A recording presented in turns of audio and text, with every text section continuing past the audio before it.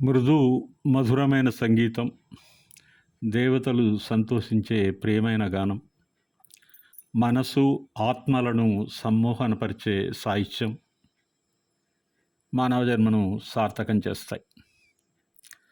భగవద్గీతలో చెప్పినట్టుగా కర్మణ్యేవాధికారస్తే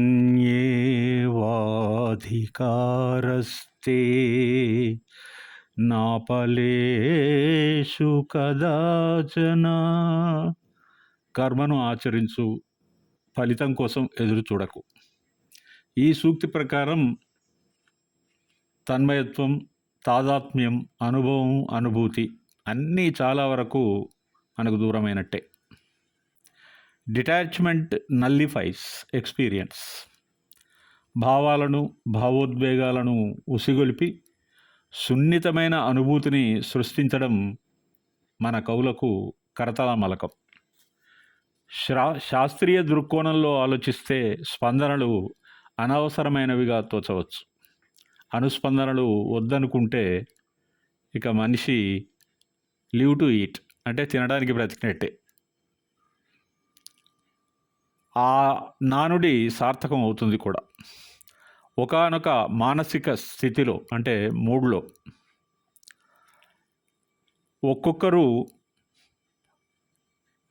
మానవ మాత్రులు స్పందించేటువంటి తీరు ఉవ్వెత్తున ఎగిసిపడే అలలలో ఉప్పెనలాగా విజృంభిస్తుంది.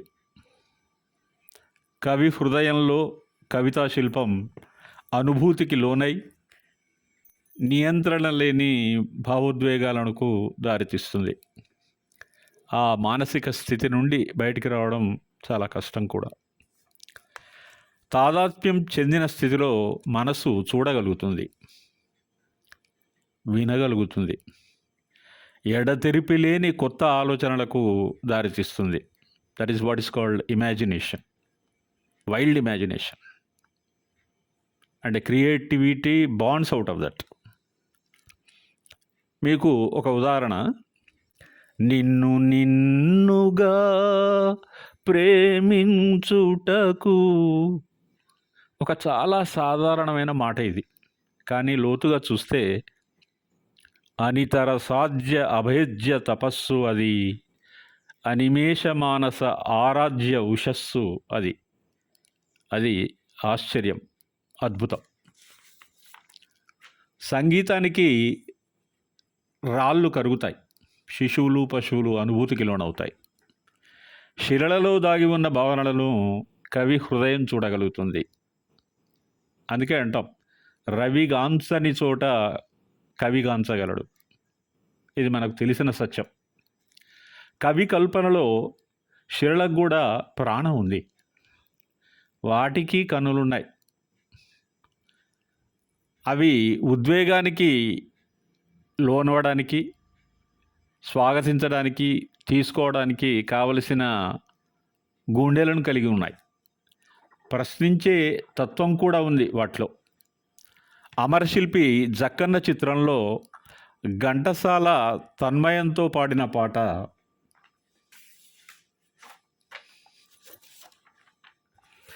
ఈ నల్లని రాళ్ళలో ఏ కన్నులు దాగెనో, ఈ బండల మాటున ఏ గుండెలు మ్రోగెనో, ఈ నల్లని రాళ్ళలో ఏ కన్నులు దాగెనో, పాపాలకు తాపాలకు బహుదూరములోనున్నవి, మునుల ఓలె కారడవుల మూలలందు పడి ఉన్నవి, ఈ నల్లని రాళ్ళలో ఏ కన్నులు దాగెనో.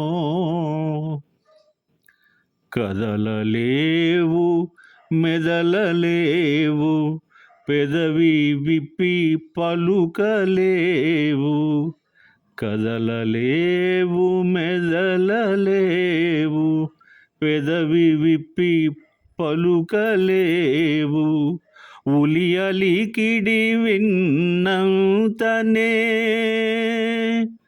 ఉలియలికిడి విన్నంతనే, ఝల ఝలమని పొంగి పొరలు ఈ నల్లని రాళ్ళలో, ఏ కన్నులు దాగెనో, పైన కఠినమనిపించును,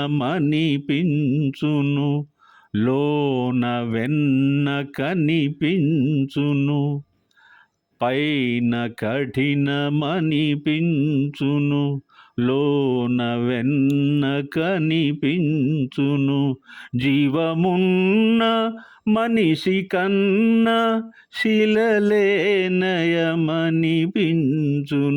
ఈ నల్లని రాళ్ళలో ఏ కన్నులు దాగెనో,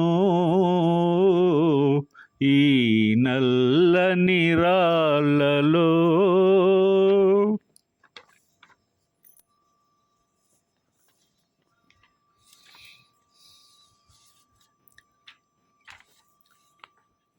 ఒక కవిత్వ ఆలోచన.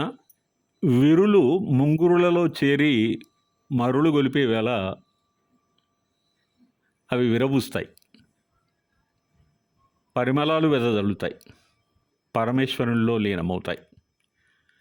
కరుణ రసాప్లావితమైన అద్భుతమైనటువంటి రచన జంధ్యాల పాపయ్య శాస్త్రి గారి పుష్పవిలాప కావ్యం. హృదయాలను పిండివేసే అత్యంత ఉత్కృష్టమైన భావన. ఘంటసాల గలంలో తొణికిన వీరుల విలాపం అది. త్యాగం కూడా. అది మనసులను హృదయాలను కలిచివేస్తుంది. మానవ జన్మ ఇంత క్రూరమైందా అనిపిస్తుంది ఒకసారి. ఆ కావ్యంలో కవితాత్మ ఉంది, నిజాయితీ ఉంది. మనసు, తనువు, అనుభూతికి లోనైన క్షణం లక్షల కోట్ల ఖడ్గ వృష్టి వర్షం. అందులో నుండి ఖడ్గ సృష్టి ఆవిష్కృతం అవుతాయి.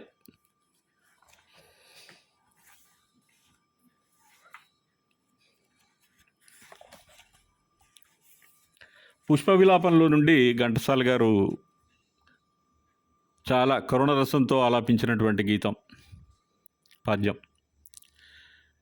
నేనొక పూల మొక్క కడ నిల్చి, చివాలున కొమ్మ వంచి,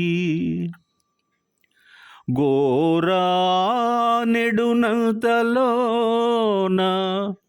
విరులన్నీయు జాలిగా నోర్లు విప్పి, మా ప్రాణము తీతువాయనుచు బావురుమన్నవి కృంగిపోతి, నా మానసమందెదో తలుకుమన్నది పుష్ప విలాప కావ్యమై.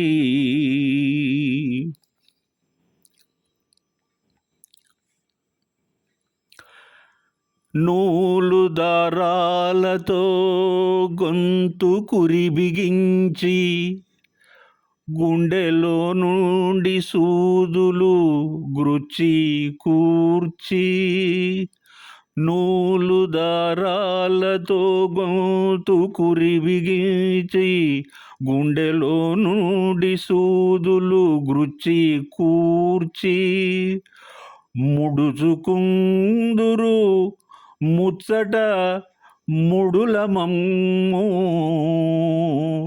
అకట, దయలేని వారు ఈ ఆడవారు,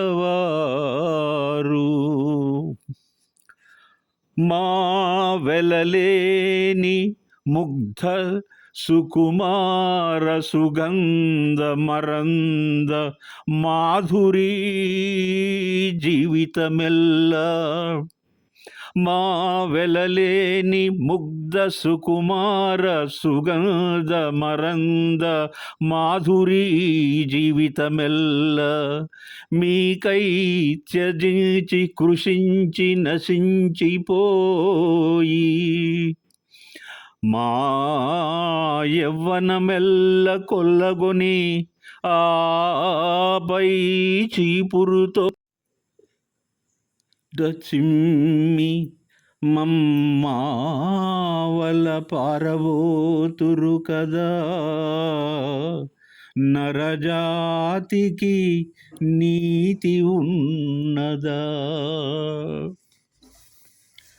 వేదాంత ధోరణిలో ఆలోచిస్తే బాధే సౌఖ్యమనే భావన రానివోయ్ అనే మాట మనకు గుర్తుకొస్తుంది. మొక్కలలో ప్రాణం ఉందని నిరూపించిన శాస్త్రవేత్త మన జగదీష్ చంద్రబోస్. ఈయన కవుల కోవకే చెందినవాడు. శాస్త్రము కల్పన ఒకటయ్యేది ఇక్కడే. తెలుగు సినీ సాహిత్యం తరగని సంపద. అన్వేషించిన కొలది వెలకట్టలేని నిధులు బయటపడతాయి. అందని అందాలు, సున్నితమైన భావాలు, గమనంలో లేని అనుభవాలు, మరపురాని అనుభూతులు, ఉక్కిరి బిక్కిరి చేసే భావోద్వేగాలు,